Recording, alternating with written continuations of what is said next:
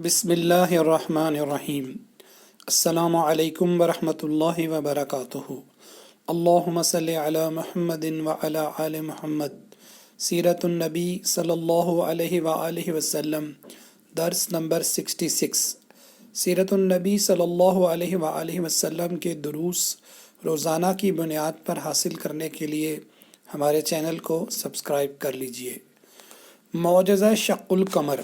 شق القمر ایک ایسا معجزہ تھا جس کی گواہی خود قرآن کریم میں دی گئی ہے اور صحیح احادیث سے اس عظیم الشان معجزے کا ثبوت ملتا ہے۔ اس پر ایمان رکھنا ہر مسلمان کے لیے ضروری ہے۔ شیب ابی طالب میں محصوری کے دن اسی طرح گزر رہے تھے۔ مقاطع کا دوسرا سال تھا اور حج کے دن تھے۔ حضرت صلی اللہ علیہ وآلہ وسلم بعض صحابہ کے ساتھ مینا میں تھے۔ آسمان پر بدر کامل تھا۔ ایسے میں کفار نے آپ صلی اللہ علیہ وآلہ وسلم سے مطالبہ کیا کہ اگر آپ سچے نبی ہیں تو اس چاند کے 2 ٹکڑے کر کے دکھائیے۔ حضور اکرم صلی اللہ علیہ وآلہ وسلم نے اللہ تعالیٰ سے اس مطالبے کو پورا کرنے کی دعا فرمائی اور چاند کی طرف انگلی سے اشارہ کیا تو چاند کے 2 ٹکڑے ہو گئے، ایک کوہ ہیرا کے اوپر اور دوسرا اس کے دامن میں تھا۔ جب سب لوگوں نے صاف طور پر یہ معجزہ دیکھ لیا تو یہ دونوں ٹکڑے پھر آپس میں مل گئے۔ حضرت عبداللہ بن مسعود رضی اللہ عنہ سے روایت ہے کہ جس وقت چاند کے 2 ٹکڑے ہوئے تو ہم نبی کریم صلی اللہ علیہ وآلہ وسلم کے ساتھ مینا کے میدان میں موجود تھے۔ آپ صلی اللہ علیہ وآلہ وسلم نے فرمایا کہ لوگوں، گواہ رہنا، اور چاند کا ایک ٹکڑا دوسرے سے الگ ہو کر پہاڑ کی طرف چلا گیا تھا۔ چاند کے 2 ٹکڑے ہونے کا یہ معجزہ بہت صاف تھا۔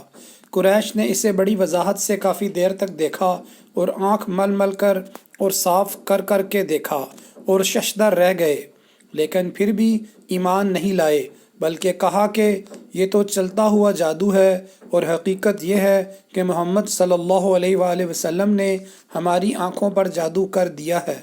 اس پر بحث و مباحثہ بھی کیا۔ کہنے والوں نے کہا کہ اگر محمد صلی اللہ علیہ وآلہ وسلم نے تم پر جادو کیا ہے تو وہ سارے لوگوں پر تو جادو نہیں کر سکتے، باہر والوں کو آنے دو، دیکھو کیا خبر لے کر آتے ہیں۔ بعد میں کچھ لوگ سفر سے واپس آئے اور تصدیق کی کہ ہم نے چاند کو 2 ٹکڑے ہوتے ہوئے دیکھا ہے، لیکن پھر بھی کفار ایمان نہیں لائے اور اپنی ڈگر پر چلتے رہے۔ صحابہ کرام میں حضرت عبداللہ بن مسعود رضی اللہ عنہ، حضرت حذیفہ رضی اللہ عنہ اور حضرت جبیر بن مطعم رضی اللہ عنہ اس کے عینی شاہد ہیں۔ قرآن مجید میں سورہ قمر کی ابتدائی آیات میں شق القمر کا ذکر ہے۔ قیامت قریب آ پہنچی اور چاند شق ہو گیا، اور اگر کافر کوئی نشانی دیکھتے ہیں تو منہ پھیر لیتے ہیں اور کہتے ہیں کہ یہ ایک ہمیشہ کا جادو ہے۔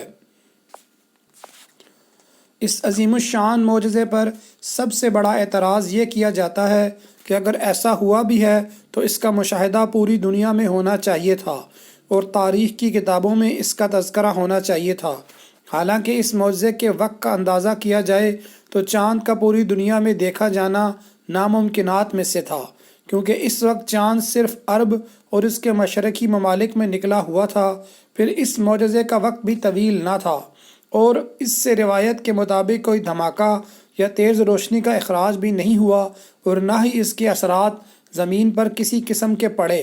ظاہر ہے کہ یہ ایک متوقع معجزہ نہیں تھا کہ تمام دنیا کی نظریں چاند پر ہوتیں، اس لیے یہ معجزہ صرف انہی لوگوں نے دیکھا جنہوں نے معجزے کا مطالبہ کیا تھا۔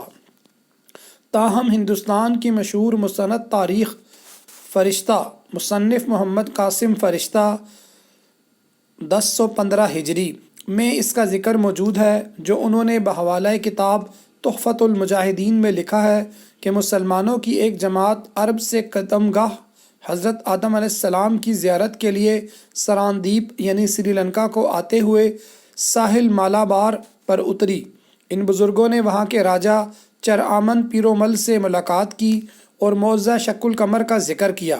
راجہ نے اپنے منجموں کو پرانے رجسٹرات کی جانچ پڑتال کا حکم دیا۔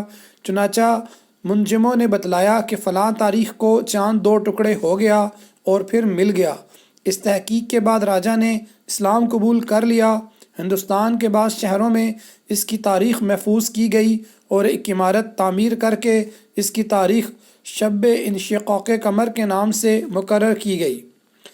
اس ضمن میں ایک دلچسپ صورتحال اس وقت پیدا ہوئی جب ناسا کے خلاء وردوں نے چاند کی ایک تصویر شائع کی جو چاند کی سطح پر ایک فالٹ لائن کو ظاہر کر رہی ہے، جس کے بارے میں یہ نظریہ قائم کیا گیا ہے کہ شاید لاوا کے بہنے سے لاکھوں سال پہلے بنی ہے۔ یہ صرف ایک نظریہ ہے اور اس کی بنیاد اس تصویر پر ہے کہ کسی وقت میں لاکھوں سال قبل چاند زمین یا مریخ کا حصہ رہا ہوگا اور کسی فلکیاتی حادثے کی وجہ سے ٹوٹ کر زمین کے قریب آ گیا ہوگا۔ اس نظریے کا صحیح یا غلط ہونا چاند کی سطح پر انسانی موجودگی اور مزید سائنسی تجربات سے مشروط ہے۔